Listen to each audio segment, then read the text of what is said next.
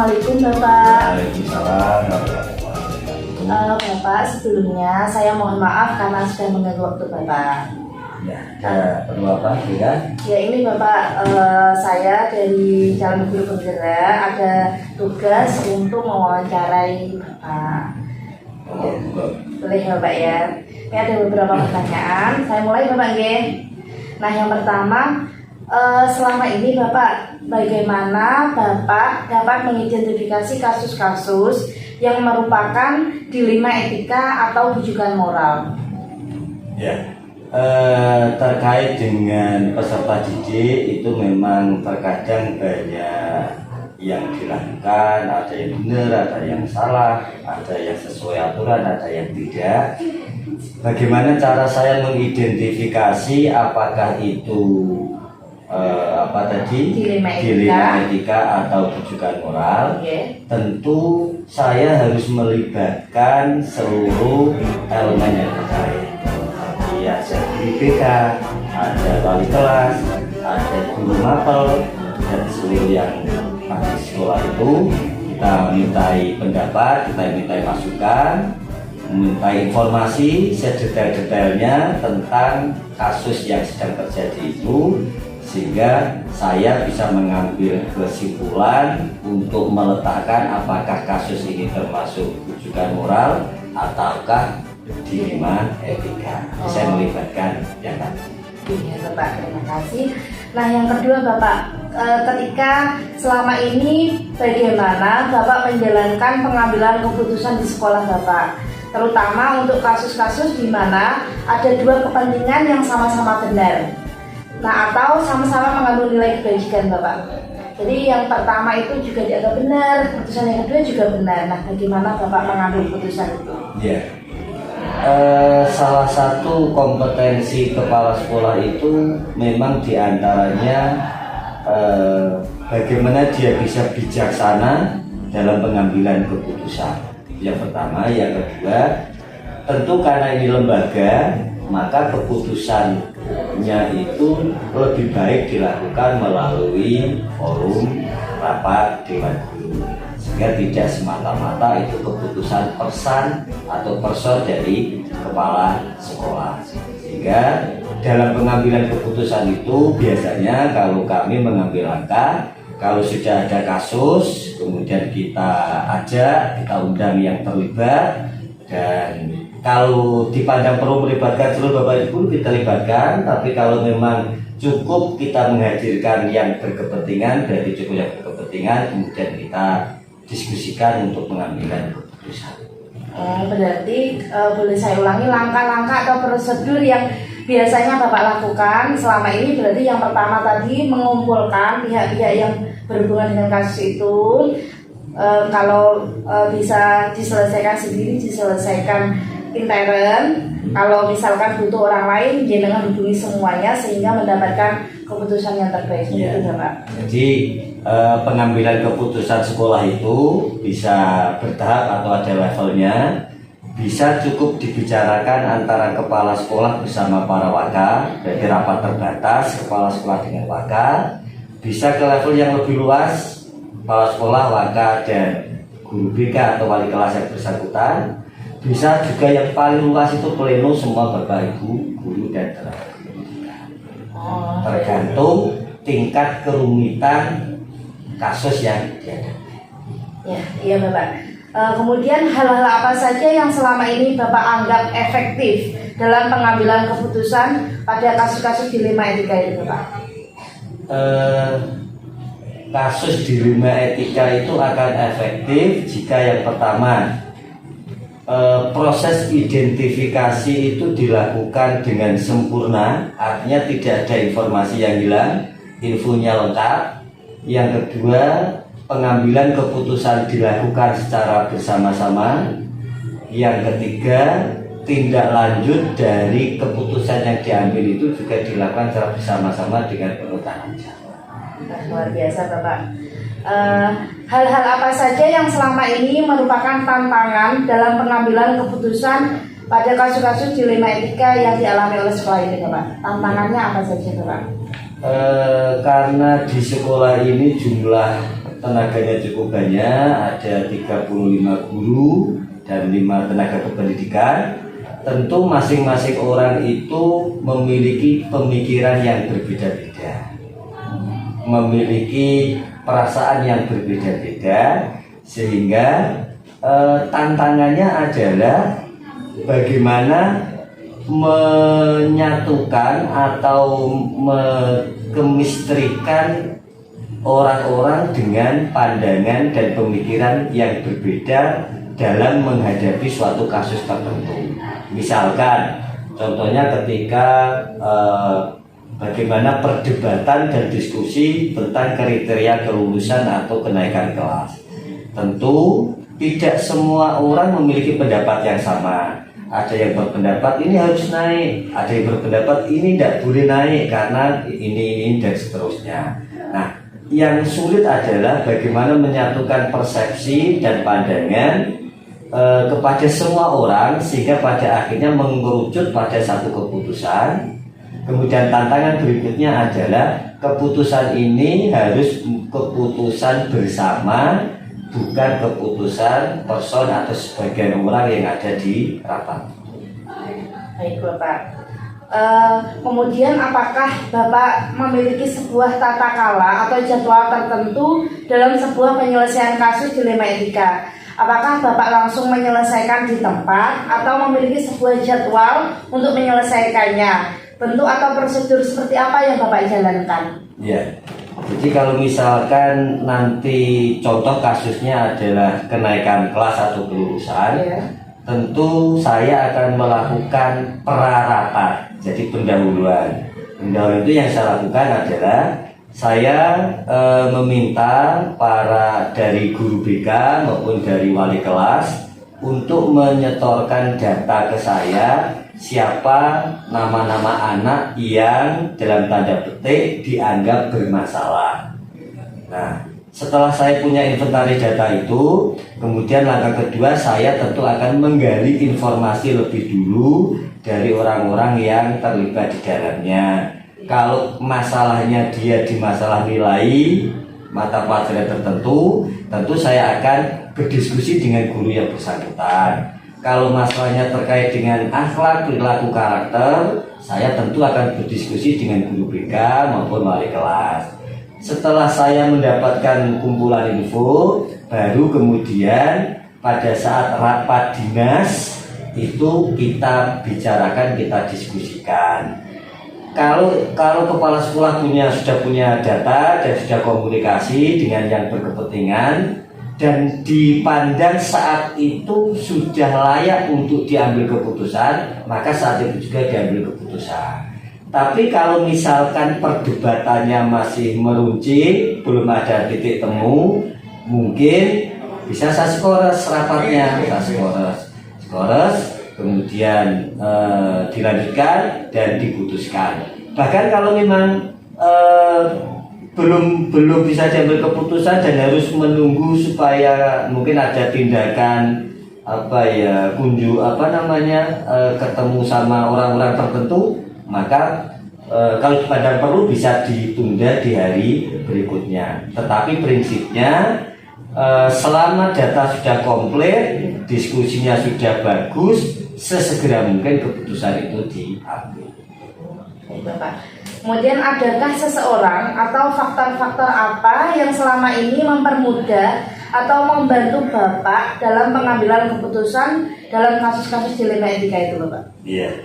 Tentu kepala sekolah itu tidak terlalu sering masuk kelas, tidak terlalu dekat juga dengan anak-anak, sehingga kita membutuhkan informasi dari yang pertama tentunya dari para wakil kepala sekolah itu yang membantu, kemudian yang kedua dari guru BK, yang ketiga dari wali kelas, dan yang keempat dari guru-guru yang ada di sekolah ini. Tapi yang paling utama adalah kami bekerja dengan memaksimalkan para waka yang ada di sekolah. Baik, Bapak. Nah, dari semua hal yang telah disampaikan Bapak, pembelajaran apa yang dapat Bapak petik dari pengalaman Bapak dalam pengambilan keputusan di ilmu etika itu? Yang paling utama adalah bagaimana kita terus belajar tentang kedewasaan berpikir. Yang kedua, belajar tentang mengambil keputusan dengan penuh kebijaksanaan. Yang ketiga, belajar untuk menetapkan keputusan secara bersama-sama. Karena lembaga pendidikan itu proses belajar, anak-anak juga mengalami proses belajar itu. Kita berupaya untuk memberikan hak, memberikan kesempatan kepada mereka sebaik-baiknya sehingga dia bisa lulus dari sekolah ini dengan lebih baik daripada ketika dia baru masuk di sekolah. Terima kasih Bapak atas informasi yang diberikan, sangat membantu saya. Ada beberapa pelajaran yang bisa saya ambil. Terima kasih Bapak. Saya permisi dulu Bapak. Sukses ya untuk jadi inovasi inspirasi bagi guru-guru yang lain. Ya, baik. Terima kasih Bapak. Saya pamit. Assalamualaikum. Waalaikumsalam.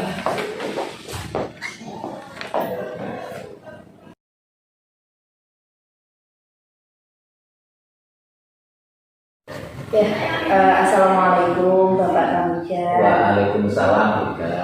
Nah, sebelumnya saya mohon maaf Pak Kamijat karena saya sudah menunggu waktu Bapak.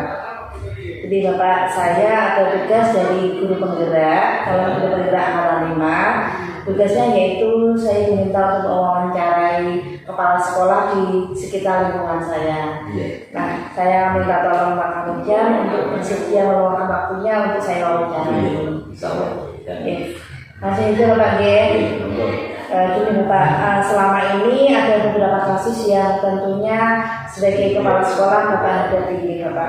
Nah, bagaimana Bapak itu dapat mengidentifikasi kasus-kasus yang merupakan dilema etika atau rujukan moral? Terima kasih juga. Memang di setiap sekolah itu ada masalah-masalah yang harus diselesaikan, yang termasuk tadi dilema etika dan rujukan moral. Nah, begini berita untuk dilema etika. Ternyata di sekolah kami misalkan ada kasus di mana salah satu guru kami itu ada yang menjadi pendamping desa. Nah, itu tentu kami ada kesulitan di mana beliaunya tentunya ada jam-jam yang ternyata harus dilakukan di sekolah, tapi beliaunya ada di tugas lain. Oh iya Pak. Nah, berarti untuk kasus yang demikian itu termasuk dilema etika Pak ya? Oke, bagaimana selama ini Bapak menjalankan pengambilan keputusan terutama untuk kasus-kasus seperti itu Bapak? Jadi kepentingan yang menurut beliau sama-sama benar Bapak ya. Ketika tadi yang Bapak contohkan ada guru yang ternyata selain jadi guru beliau punya pekerjaan lain di luar sekolah. Nah tentunya menurut beliau itu juga sah-sah saja, tapi menurut Bapak untuk misalkan untuk menegur beliau itu juga sah-sah saja. Nah untuk kasus seperti itu tentunya Bapak harus mengambil keputusan Bapak ya. Nah bagaimana langkah atau cara Bapak dalam mengambil keputusan itu Bapak? Yang pertama Bika, setelah kami mengidentifikasi masalahnya dan tahu bahwa beliau itu ternyata pendamping desa, maka dengan beberapa wakil yang terkait, terus kami mengundang beliaunya, kemudian kami ajak berembuk untuk mengambil kesepakatan agar tidak ada yang dirugikan. Nah, oleh karenanya keputusan kami ambil melalui kesepakatan rapat tim kecil, ya, terdiri dari saya sebagai kepala sekolah dan wakil. Kemudian beliaunya kita putuskan misalkan ya jam beliau ini kita kurangi dan beliau di sekolah menjadi lebih sedikit kita mampatkan di beberapa hari, tidak ke semua. Oh, seperti itu Bapak. Iya. Hal-hal apa saja Bapak yang selama ini Bapak anggap efektif dalam pengambilan keputusan pada kasus-kasus dilema etika itu? Yang efektif itu hal-hal apa saja Bapak? Ya, begini Rika,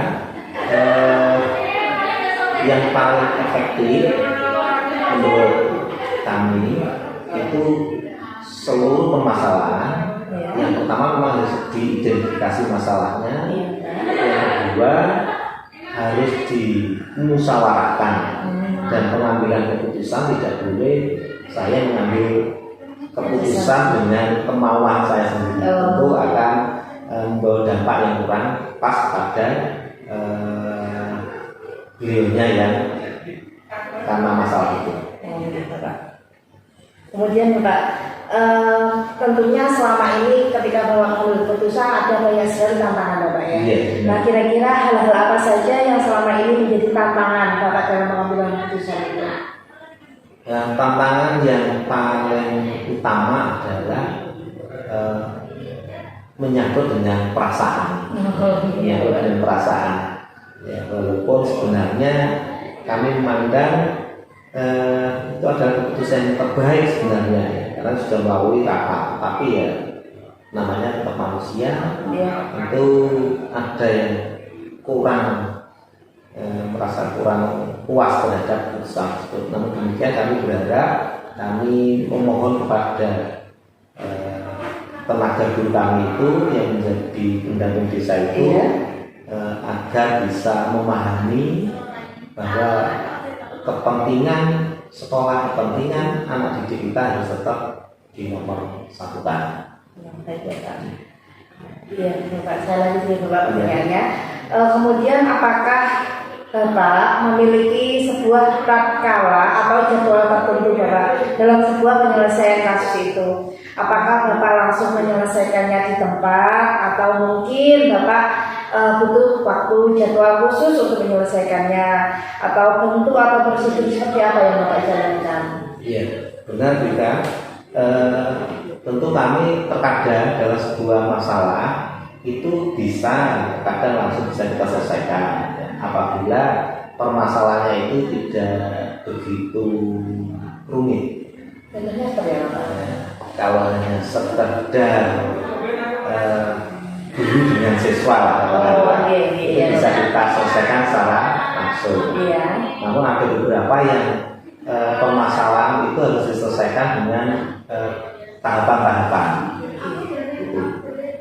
Jadi kalau permasalahannya itu ringan, mungkin langsung diselesaikan. Tapi kalau permasalahan itu agak berat, butuh beberapa orang untuk mengatur waktunya, ya gitu Bapak ya. Tahapan, karena terkadang kita butuh teman makan, kadang di saat itu tidak bisa hadir. Itu kita harus ada kesepakatan yang bersama, kapan kita bisa kumpul bareng bersama untuk menyelesaikan masalah tersebut.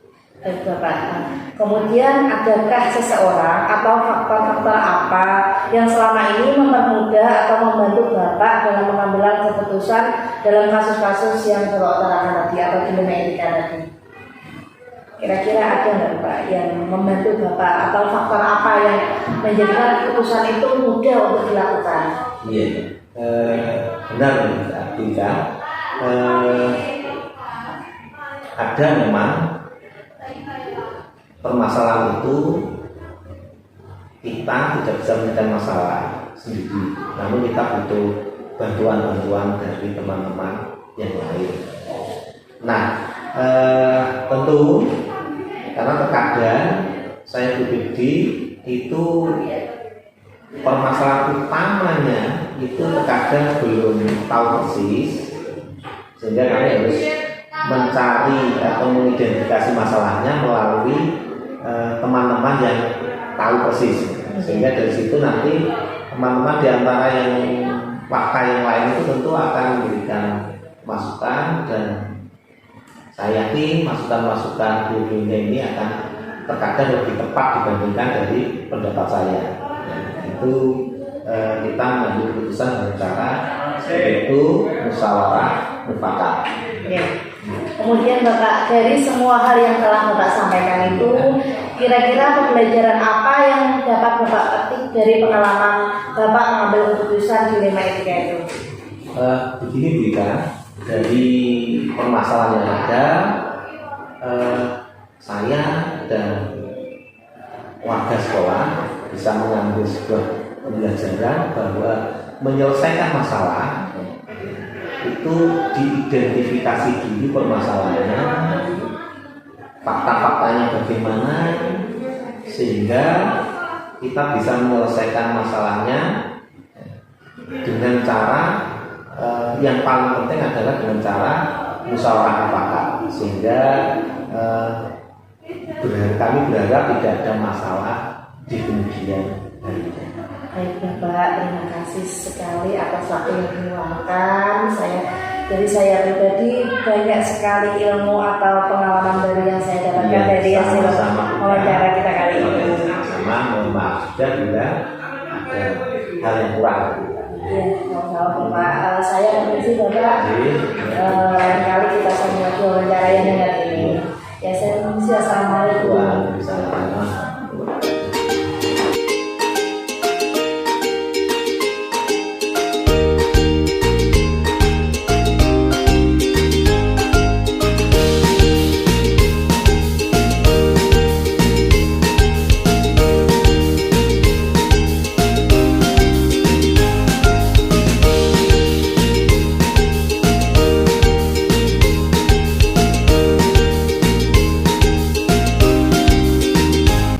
Berdasarkan hasil wawancara yang telah saya lakukan kepada para pemimpin atau kepala sekolah tentang pengambilan keputusan antara lain, kedua pimpinan tersebut melakukan identifikasi kasus-kasus terlebih dahulu. Identifikasi dapat dilakukan dengan cara mengumpulkan bukti-bukti dan mewawancarai pihak-pihak yang terlibat dengan kasus yang sedang terjadi untuk mengumpulkan fakta-fakta yang ada. Berdiskusi dengan stakeholder, warga sekolah, wali murid, serta melakukan musyawarah. Pemimpin juga berusaha meminimalisir dampak negatif ketika sebuah keputusan diambil. Pengambilan keputusan dilakukan secara objektif dan berkeadilan. Jika jawaban hasil wawancara tersebut dibandingkan dengan yang saya pelajari di modul 3.1, para pemimpin tersebut sudah menerapkan beberapa hal mengenai 4 paradigma, 3 prinsip, dan 9 langkah pengujian. Hanya saja belum semua dilakukan, terutama pada uji benar atau salah yang terdiri dari uji legal, uji regulasi, uji institusi, uji publikasi, serta uji panutan, serta pada tahapan investigasi opsi trilema. Para pemimpin tersebut sudah menerapkan prinsip pengambilan keputusan, di mana keputusan yang diambil berbasis hasil akhir. Dari hasil wawancara ada beberapa persamaan di antara dua pimpinan tersebut, antara lain pada tahap identifikasi permasalahan. Secara umum keduanya sama, yaitu melakukan pengumpulan fakta-fakta dan pengambilan keputusan melalui alternatif-alternatif solusi. Penyelesaian permasalahan dilakukan secara bertahap, sehingga keputusan yang diambil tidak asal memutuskan saja, namun telah ditimbangkan secara matang. Perbedaan hasil wawancara dari dua pimpinan yaitu pimpinan yang pertama mengedepankan diskusi terhadap permasalahan, sedangkan pimpinan yang kedua menonjolkan identifikasi atau analisis permasalahan yang kemudian menjadi pertimbangan dalam pembuatan keputusan. Sementara sesuai dengan analisa yang saya lakukan, kedua-duanya pada dasarnya sama, yaitu melakukan identifikasi kasus baru kemudian diskusi. Hanya saja yang lebih menonjol dalam tahap-tahap pengambilan keputusan adalah pimpinan yang kedua, karena lebih sesuai dengan langkah-langkah yang ada pada modul 3.1.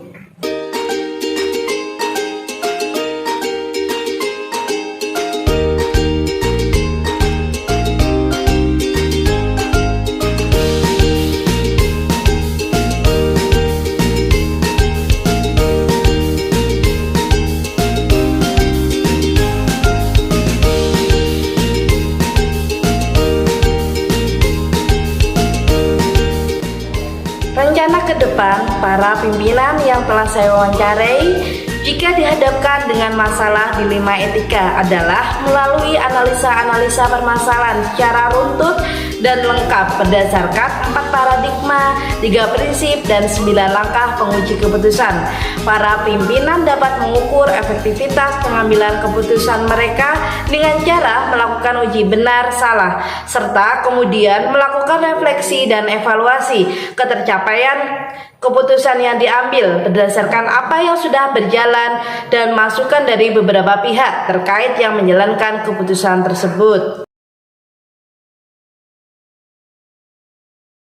Saya dihadapkan dengan permasalahan dilema etika untuk mengambil keputusan dan menguji keputusan yang membingungkan. Saya akan menerapkan 9 langkah pengambilan dan pengujian keputusan, mulai dari mengenali nilai-nilai yang bertentangan, menentukan siapa yang terlibat, mengumpulkan fakta-fakta yang relevan, melakukan uji benar atau salah, menguji paradigma benar lawan benar, kemudian melakukan prinsip penyelesaian dilema atau resolusi, melakukan investigasi opsi trilema, membuat keputusan lalu merefleksikannya.